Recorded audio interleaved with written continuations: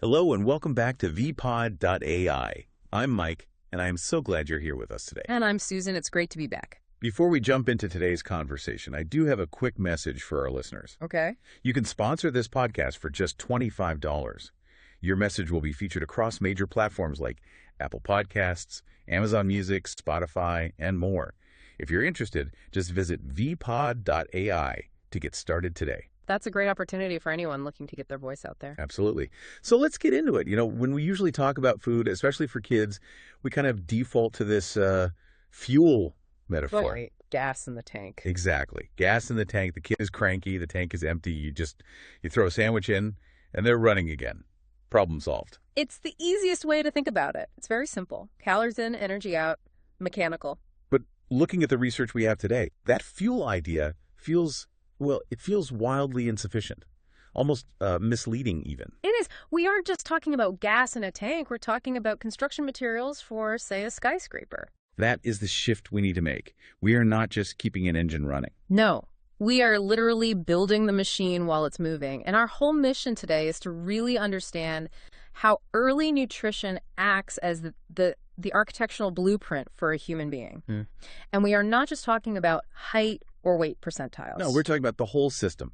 The brain architecture, emotional stability, the immune system. The stakes are incredibly high. The data shows that nutrient deficiencies, or, and this is interesting, excesses during these critical windows in childhood can fundamentally alter a person's trajectory. Alter a trajectory. That's a heavy phrase. It is. We're talking about impacts on everything from fine motor skills all the way to IQ scores. So what happens at the dinner table when you're 5 echoes when you're 25? That's a great way to put it. Okay, so let's unpack this. We should probably start with the physical foundation, the hardware, if you will. Right. So broadly speaking, nutrition hits three major targets: physical growth, cognitive development, and immune function. And the research highlights a very specific, very modern problem. They call it the dual threat. The dual threat. Okay, I'm guessing one side of that is not getting enough food. Exactly. That's undernutrition. That leads to stunted growth, developmental delays, immune systems that are just sluggish. They don't fire correctly when a virus shows up. And the other side of the threat is overnutrition. Which sounds like a contradiction. How can you be overnourished and have it be a problem? Well, nourished is the wrong word there. It's really overconsumption. It's an excess of calories, but a lack of actual nutrients. So empty calories. Right. And this leads to obesity, obviously, but it also puts children on a path to chronic diseases like diabetes much, much earlier than we ever saw historically. You can be calorically full, but nutritionally starving. That is a terrifying thought. So if a child's body is a building site, let's talk about the bricks. What is the absolute non-negotiable material here? Proteins. Simple as that.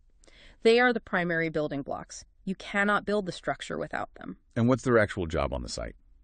I mean, I think muscle, but it's more than that, right? Oh, much more. They do the heavy lifting for cell repair, for supporting the immune system. I mean, antibodies are proteins. But think about growth spurts. During those active growth phases, which is basically all of childhood protein needs, just skyrocket. So if you don't have them, the building just stops. The body starts rationing. It creates a slowdown. Protein deficiency leads to actual growth delays. We see issues with low bone density, so the frame isn't strong, and just general low energy.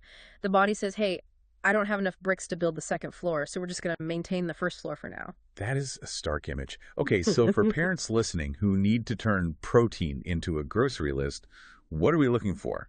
Meat comes to mind, obviously. The classics are great. Lean meats, poultry, eggs. They provide the essential amino acids, the complete proteins. But the research is very clear that it's not just about steak. It also highlights plant-based heavy hitters like beans and nuts. Which is good for variety. And usually the budget, too. For sure. And speaking of the frame, you mentioned bone density. Yeah, we take bones for granted until one breaks. We do. And that brings us to calcium and vitamin D.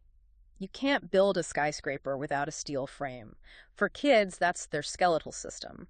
So things like milk, cheese, tofu, fortified cereals, they're essential because there's a real window of opportunity here. What do you mean a window? If that bone density isn't built in childhood, you can't really catch up later in life. You're basically banking bone mass for your future self. Okay. There was one detail in the research on the physical side that really caught me off guard. It was about the liver. Ah, yes. The milk thistle connection. Right. When I hear milk thistle, I'm thinking about adults, someone trying to detox after a rough weekend or something. It doesn't scream child nutrition. It's a fascinating little detail. Adults take milk thistle supplements for the antioxidant that protects the liver. But obviously, you are not handing a 6-year-old a supplement pill. I would hope not, no. But what the research points out is that nature has already solved this. Kids can get those exact same antioxidant benefits naturally. They don't need the pill. They need berries and green vegetables. So the stuff in blueberries or kale does the same cleaning job for the liver. Exactly. It helps the liver filter toxins. And let's be honest, kids are exposed to environmental toxins too, not just dietary ones. So it supports the liver during those really formative years. Eat your blues and greens to keep the filter clean. I like that. Okay, let's pivot. We've built the body. We have the steel frame, the bricks. Now we have to wire this system. The cognitive connection. This is where it gets really, really interesting. I think most people get the basic logic. A kid is hungry, they're tired, they can't focus. But this research suggests a much more direct line. How does a turkey sandwich actually change a math test score? It's pure biochemistry.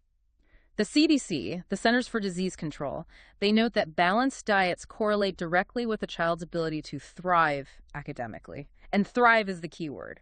We aren't just talking about staying awake in class. Right. We're talking about memory retention, attention span, complex problem solving. So let's look at the so-called smart foods. If we want to upgrade the computer processor, what materials do we need?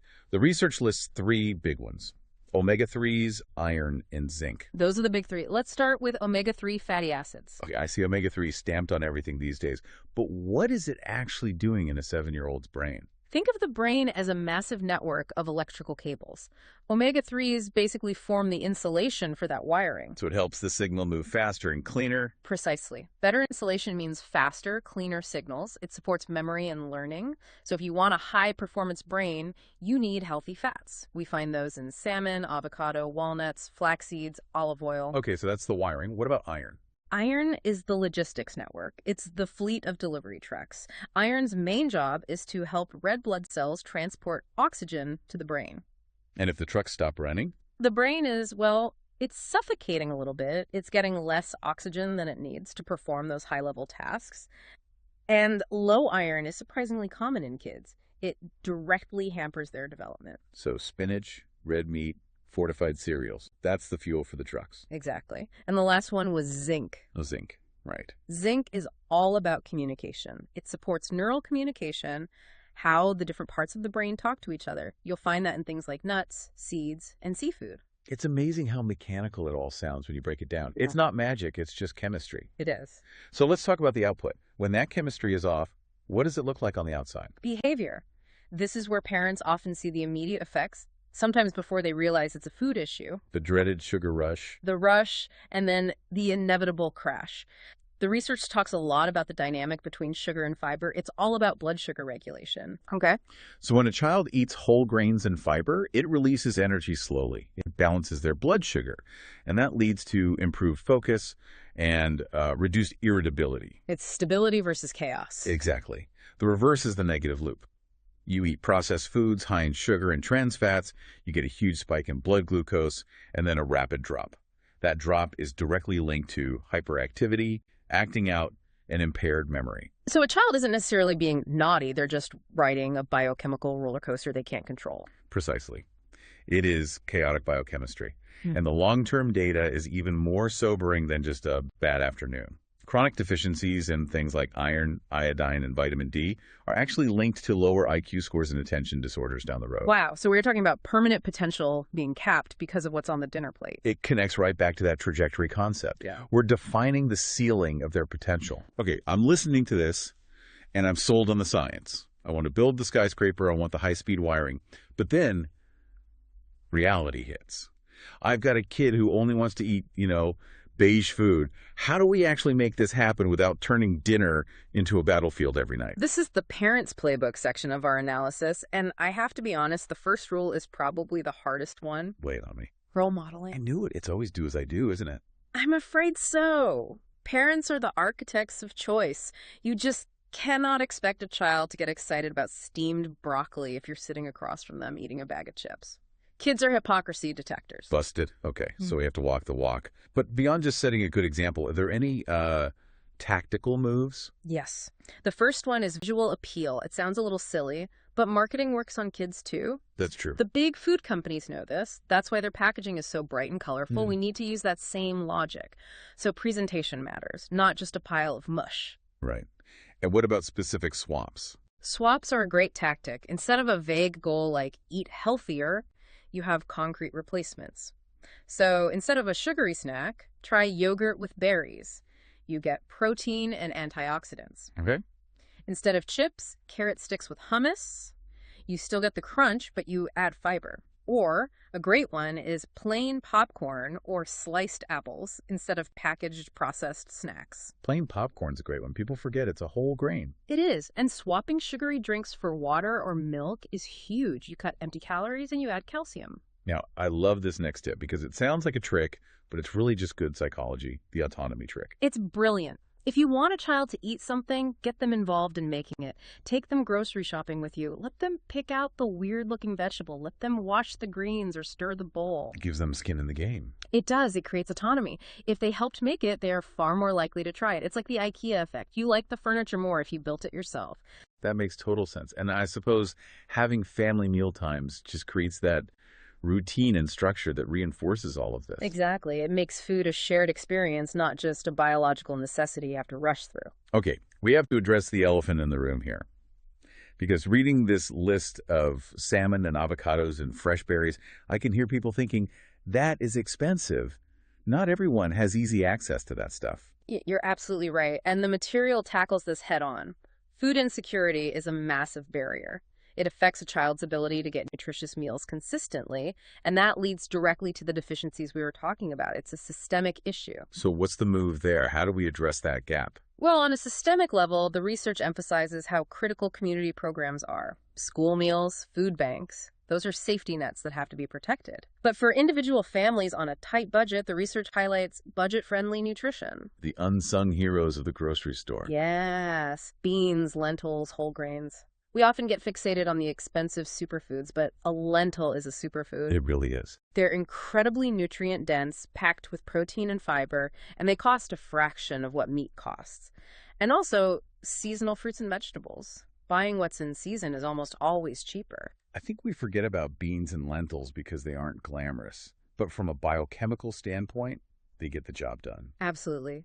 And the other barrier that gets mentioned is the education gap, just knowing how to use these ingredients. Right. If you didn't grow up cooking with lentils, you might not know what to do with them. A bag of dry beans can be intimidating. Exactly. That's why the research emphasizes things like workshops, cooking classes, even consulting with professionals like dietitians. It notes that a dietitian isn't just for weight loss.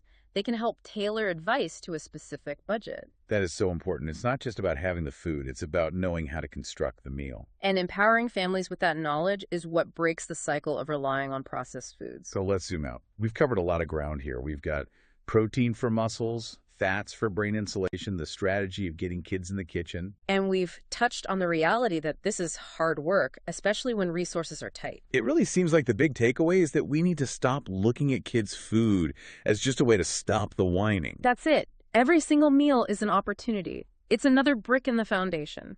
We are shaping the next generation's health with every breakfast, lunch, and snack. It gives a whole new meaning to you are what you eat. It's more like you are what you build.